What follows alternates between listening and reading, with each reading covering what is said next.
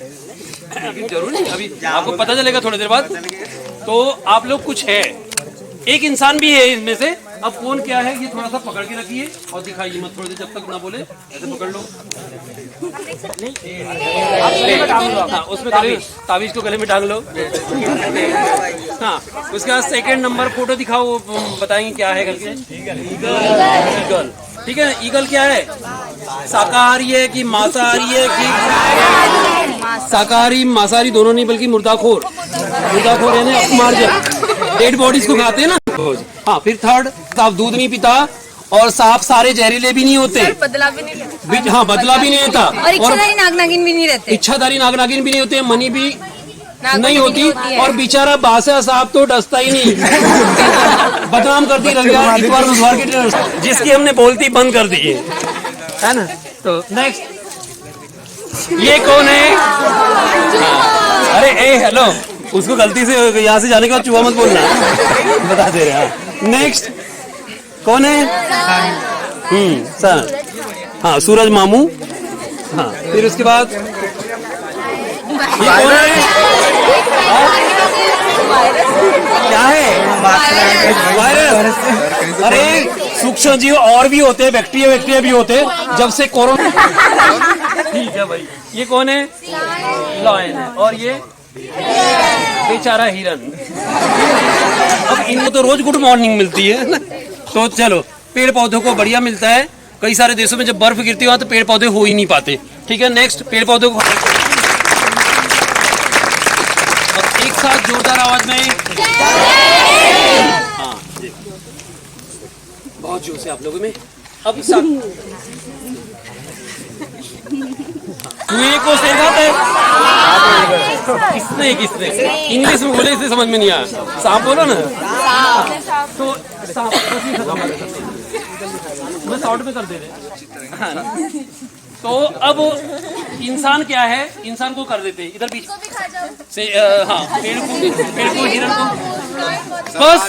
बस इंसान का बस सूरज पे नहीं चल रहा है, वरना सूरज पे भी जाके वोल्टेज कम ज्यादा करता है। तो इंसान वहां तक नहीं पहुंच पा रहा, बाकी सबको डिस्टर्ब कर रहा है ना इंसान। ठीक है, अब इन सारे जीवों को सब मर जाए तो इनको जमीन में वापस मिलाने वाले कौन है? या हिंदी में सूक्ष्म जीव। ठीक है ना। चूहा, जल्दी बैठ जाओ, फास्ट हम लोग करते। फिर इसके बाद में चूहा मरा तो कौन मर जाएगा? उसको खाने वाले सांप वगैरह भी मर जाएंगे। और शाकाहारी जीव खत्म हुए तो शेर क्या घास खाएगा? नहीं, घास तो बची नहीं। ठीक है ना, तो शेर भी खत्म हो जाएगा। और जब शेर खत्म, अब बचे कौन है? हाँ, या फिर इंसान को भोजन नहीं मिल रहा तो डायरेक्ट जादू की जैसे धूप करना पड़ेगा। लेकिन संभव है क्या? इंसान भी धीरे धीरे खत्म हो जाएंगे। बैठ जाइए आप, और धरती पे रहेगी बस धूप और केंद्र। हर वनस्पति अनिवार्य मानते, तो एक भी जीव विलुप्त नहीं होना चाहिए। किसी को भी अगर मारा जा रहा है, छोटे से गिरगिट को भी मारा जा रहा है, घोरपड़ हो या कुछ भी चींटीखोर हो, तो बचाएंगे ना। मार रहा है तो आप रेस्क्यू के लिए फॉरेस्ट डिपार्टमेंट को फोन करेंगे। बस इसी के साथ में शॉर्ट में खत्म करते हैं। इन सभी के लिए तालियां। पिछले 3 वर्षों का अपना अनुभव बताना चाहती हूँ। मैं नहीं जानती थी कि जंगलों में भी इतने सारे औषधि पौधे होते हैं। जो मास्टर ट्रेनर है, इनके साथ मैंने जब 3 वर्षों तक, मतलब इस वर्ष को मिलाकर जब मैंने अनुभव किया तो बहुत सारे औषधि पौधों के बारे में पता चला। बहुत सारे जीव, ऑक्सीजन हमें नहीं मिल पा रहा था। आजकल के मतलब हम भी जो है या बुजुर्ग बड़े, पहले ये होता था कि अपने जन्म दिवस पर हम एक पौधा लगाते थे, मंदिरों में जाकर या पूजनीय स्थलों में जाकर एक पौधा गिफ्ट करते थे दूसरों को। पर आज ऐसा नहीं होता। हम पार्टी, क्लब, सैटरडे नाइट ये सब करते रहते हैं। मुझे लगता है कि हम अपने जन्मदिवस पर एक की अपेक्षा 5, 10 या 11, 21, 51, 101 जितने पौधे लगा सकते हैं, वर्ल्ड रिकॉर्ड बना सकते हैं पौधे लगाकर। मुझे लगता है हमें ये सब करना चाहिए। किताबी ज्ञान बहुत है, हमें लगता है प्राकृतिक ज्ञान सीखना हमें बहुत जरूरी है। इतने सारे वन अधिकारी बैठे हैं, इनसे हमें चर्चा करनी चाहिए कि हम फॉरेस्ट डिपार्टमेंट में यदि ड्यूटी नहीं भी कर रहे हैं, उसके अलावा हम एक आम नागरिक होते हुए भी पौधों या प्रकृति से कैसे जुड़ सकते हैं अपने खेत। और उन्हें प्रकृति के बारे में, वनों के बारे में, वन प्राणियों के बारे में, वन और वन प्राणियों से होने वाले तमाम प्रकार के लाभों और उनसे बनने वाले बाई प्रोडक्ट सभी के बारे में आप लोगों को और इसके महत्व को समझाया जाता रहा है।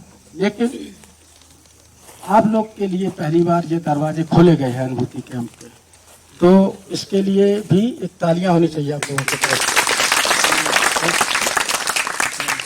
मैं प्रो प्लैनेट पीपल और मिशन लाइफ के अनुरूप संवहनीय जीवन शैली को अपनाने और बढ़ावा देने का भी वचन देता हूँ। जय हिंद।